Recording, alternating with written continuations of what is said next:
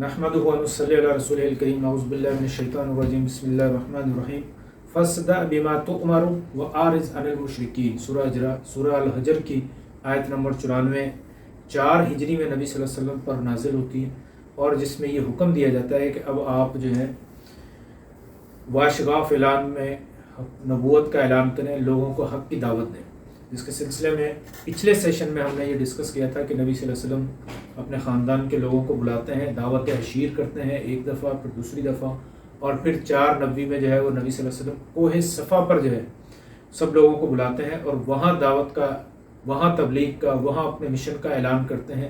لوگوں کو اللہ کی دعوت دیتے ہیں، لوگوں کو اللہ کے پیغام پہنچاتے ہیں۔ وہاں نبی صلی اللہ علیہ وسلم فرماتے ہیں قولوا لا الہ الا اللہ، کہ لا الہ الا اللہ کہو، یعنی سوائے اللہ کے تمام معبودوں کی عبادت چھوڑ دو، صرف ایک اللہ کی عبادت کرو، جس پر وہاں موجود ابو لہب نبی صلی اللہ علیہ وسلم کی سخت مخالفت کرتے ہیں، اور ساتھ میں جو ہے وہ نبی صلی اللہ علیہ وسلم کو بددعائیں بھی دیتے ہیں کہ تم غارت ہو، تم نے صرف اس لیے ہمیں بلایا، جس کے جواب میں پھر اللہ تعالیٰ سورہ لہب جو ہے وہ نازل فرماتے ہیں، تبت یدا ابی لہب، جس میں کہا جاتا ہے کہ ابو لہب تمہارے ہاتھ ٹوٹے۔ یہ آج کا ہمارا سیشن نبی صلی اللہ علیہ وسلم کی نبوت کے 4 سے لے کر 10ویں سال تک اس میں آج ہم ڈسکس کریں گے۔ تو جب نبی صلی اللہ علیہ وسلم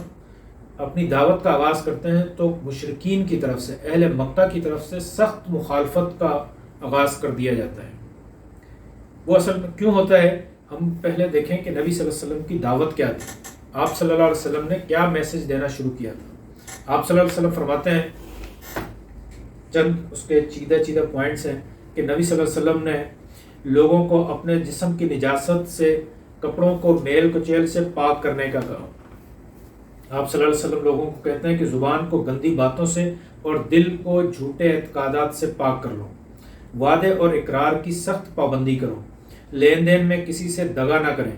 خدا کی ذات کو نقص اور عیب سے، آلودگی سے پاک سمجھیں، اس بات کا پختہ اعتقاد رکھیں کہ آسمان، چاند، سورج، چھوٹے بڑے سب کے سب خدا کے پیدا کیے ہوئے ہیں، سب اسی کے محتاج ہیں، دعا کا قبول کرنا، تندرستی دینا، مرادیں پوری کرنا صرف اللہ کے اختیار میں ہے، اللہ کی مرضی کے بغیر کوئی بھی حکم نہیں دے سکتا اور نہ کسی کا حکم چل سکتا ہے، فرشتے اور نبی بھی اسی کے حکم کے محتاج ہیں۔ یہ آپ صلی اللہ علیہ وسلم کی دعوت کی کچھ چیدہ باتیں تھیں۔ اس کی مخالفت میں قریش جو ہے وہ سختی سے اتر آئے، جن میں سب سے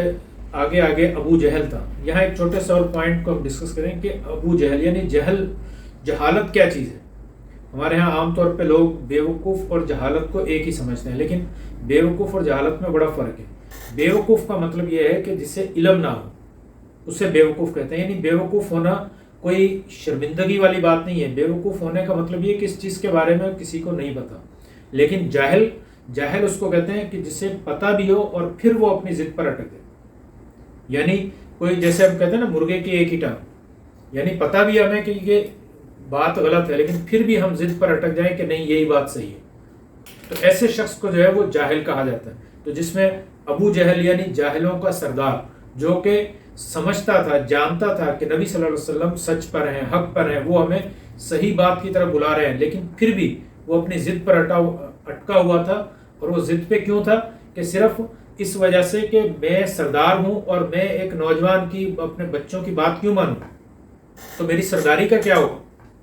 صرف اس وجہ سے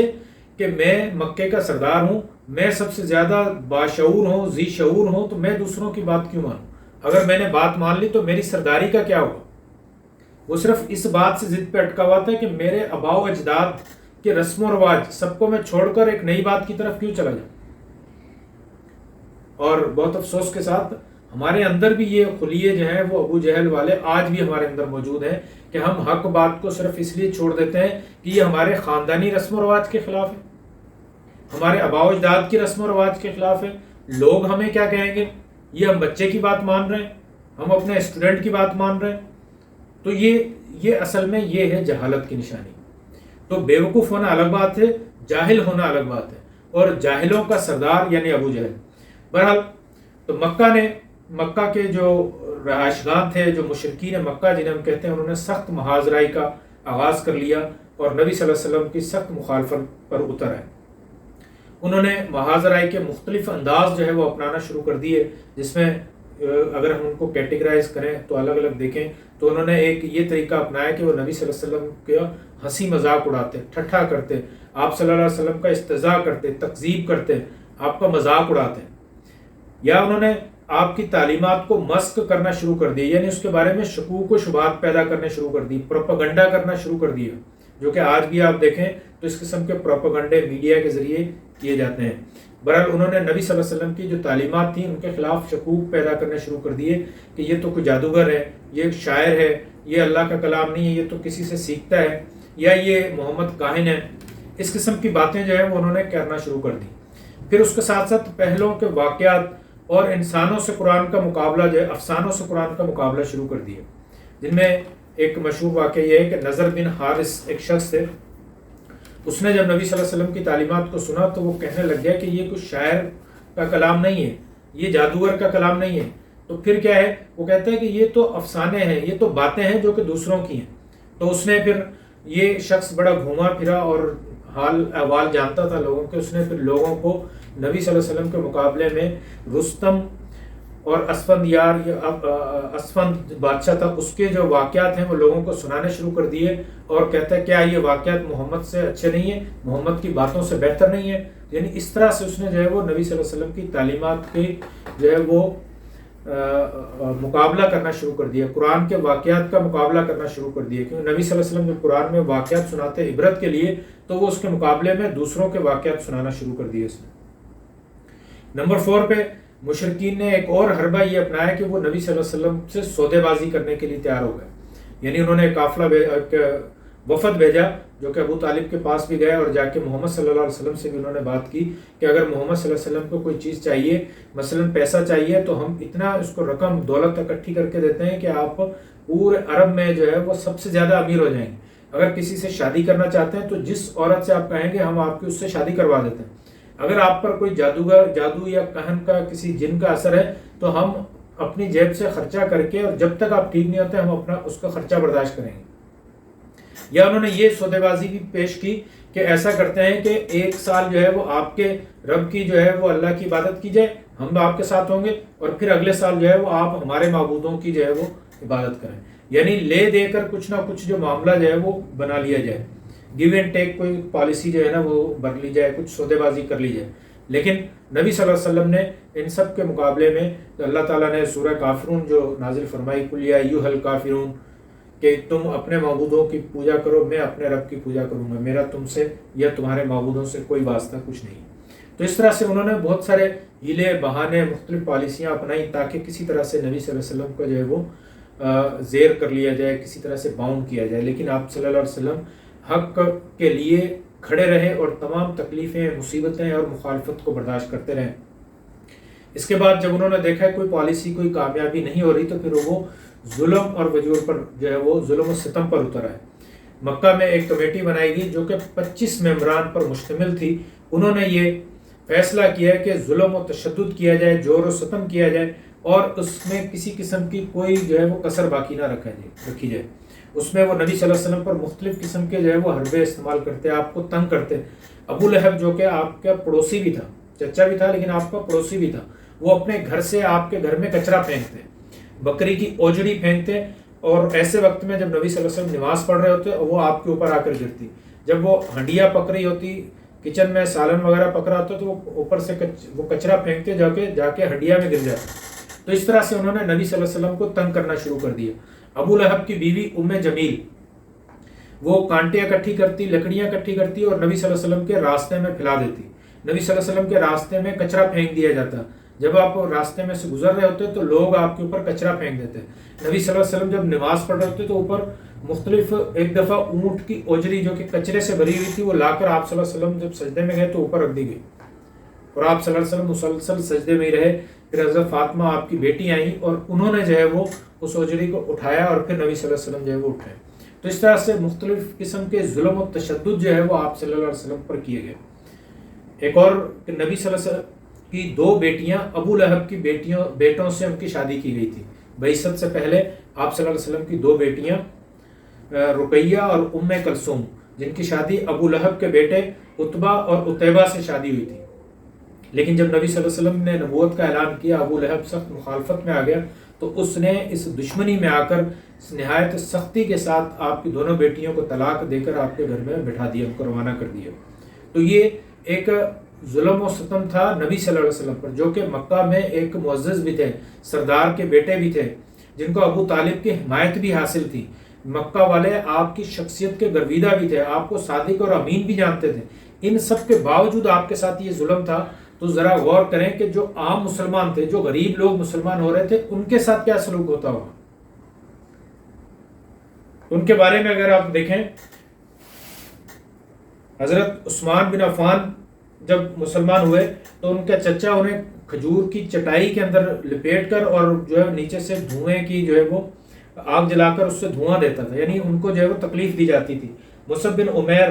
کو ان کی ماں کو جب پتہ چلا کہ مصعب بن عمیر مسلمان ہو گئے تو ان کی والدہ نے، ان کے گھر والوں نے ان کا دانا کھانا پینا جو ہے وہ تنگ کر دیا۔ یہ مصعب بن عمیر بڑی شاہانہ زندگی، بڑی نرم و نازک طریقے سے پلے تھے، لیکن جب حالات کی شدت ہوئی، کھانا پینا بند کر دیے گئے، تو ان کی کھال بھی جو ہے وہ سانپ کی کچیلی کی طرح جو ہے وہ ادھڑ گئی تھی، یعنی اتنی شدید ان کو تکلیف دی گئی تھی۔ حضرت بلال کے بارے میں تو سب لوگوں کو پتہ ہے کہ ان کا جو آقا تھا امیہ بن خلف، وہ حضرت بلال پر سخت تشدد کرتا، انہیں ظلم و ستم کرتا، انہیں گرمی کے اندر پتھروں کے اوپر لٹا دیتا اور اس کے اوپر جو ہے وہ بڑا سخت پتھر بھی رکھ دیتا۔ اس طرح سے بہت سارے جو مسلمان تھے ان کے اوپر شدید قسم کے ظلم و ستم کیا گیا۔ اس کے پھر نتیجے میں نبی صلی اللہ علیہ وسلم نے لوگوں کو یہ مشورہ دیا کہ ارقم رضی اللہ تعالیٰ عنہ ان کے گھر پر جو ہے وہ، جو کہ مکہ سے تھوڑا سا ہٹ کر تھا، تو نبی صلی اللہ علیہ وسلم نے مسلمانوں کو یہ کہا کہ آپ وہاں پر اکٹھے ہوں اور وہاں پر جو ہے وہ عبادت کی جائے۔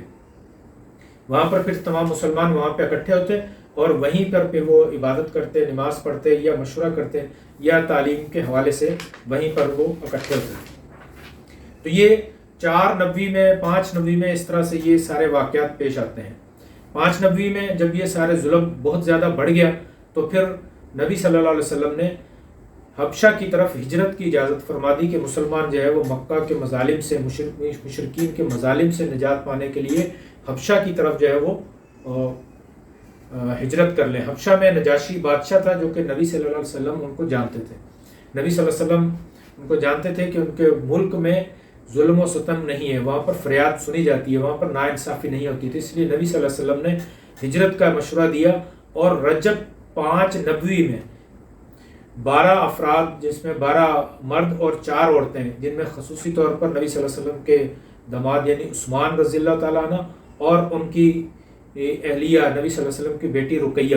یہ دونوں بھی اس میں شامل تھے۔ انہوں نے فرسٹ ہجرت کی مکہ سے حبشہ کی طرف۔ نبی صلی اللہ علیہ وسلم ان کے بارے میں فرمایا کرتے تھے کہ ابراہیم علیہ السلام کے بعد یہ پہلا جوڑا ہے جس نے اللہ کی راہ میں ہجرت فرمائی ہے۔ رجب کے مہینے میں یہ ہجرت کر کے حبشہ گئے تو پیچھے ایک واقعہ یہ پیش آیا۔ رمضان کے مہینے میں نبی صلی اللہ علیہ وسلم کعبہ میں قرآن مجید کی تلاوت فرما رہے تھے، تو وہاں پر مشرکین بیٹھے ہوئے وہ تلاوت بھی وہ سن بھی رہے تھے۔ تو نبی صلی اللہ علیہ وسلم جب آیت سجدہ پر پہنچے تو آپ صلی اللہ علیہ وسلم نے سجدہ کیا، تو جو مشرکین تھے انہوں نے بھی سجدہ کر لیا۔ جب انہوں نے سجدہ کیا تو کچھ لوگوں نے دیکھا اور یہ بات پھیلا دی کہ مشرکین جو ہیں، جو مکہ کے لوگ ہیں، سرداران ہیں، وہ مسلمان ہو گئے۔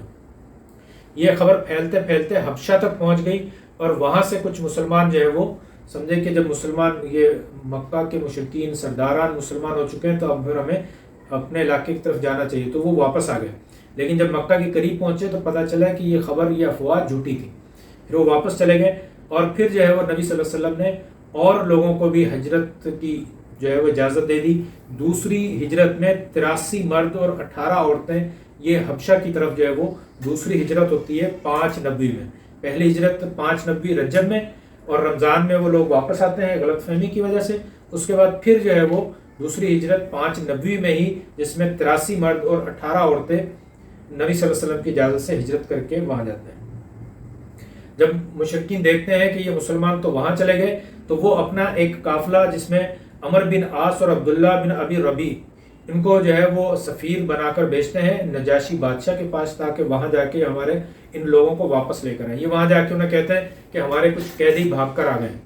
لیکن وہ نجاشی بادشاہ جو ہے وہ ان کی مسلمانوں کو بلا لیتا ہے دربار میں اور ان کی بات سنتا ہے، انہیں کہتا ہے کہ تم بتاؤ. تو جن میں جعفر بن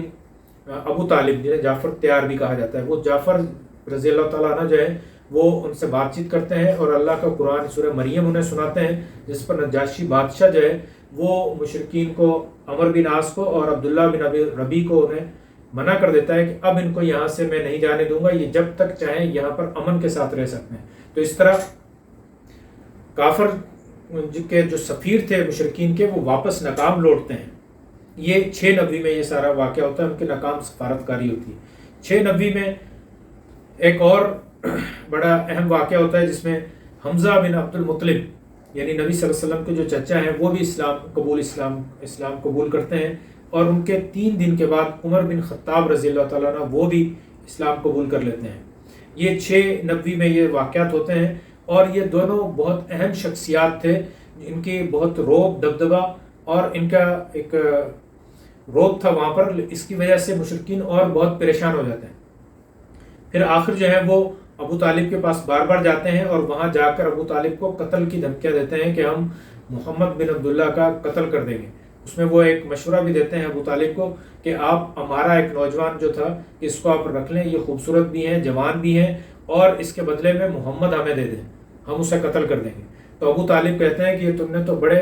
بے انصافی کی بات کی، بڑے گھاٹے والی بات کی ہے کہ میں تمہارے بیٹے کو پالوں پوسوں اور اپنے بیٹے کو تمہیں قتل ہونے کے لیے دے دوں، ایسا نہیں ہو سکتا.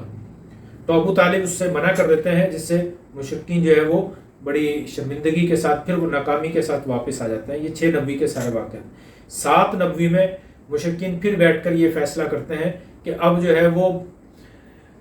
قریش کے بنو ہاشم اور بنو مطلب جتنے بھی قبیلے کے جو لوگ ہیں،